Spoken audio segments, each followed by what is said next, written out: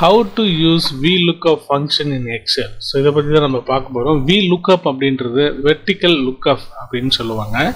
So இந்த vertical lookup வந்து பார்த்திங்க அப்படின்னா ஃபஸ்ட்டு நம்ம ஃபைண்ட் அவுட் பண்ணக்கூடிய வேல்யூஸ் வந்து ஃபஸ்ட்டு காலம்ஸோட இதுவாக இருக்கணும். ஓகேங்களா? ஸோ ஃபஸ்ட்டு அதில் வந்து நான் வந்து ஒரு நேமை செலக்ட் பண்ணியிருக்கேன்.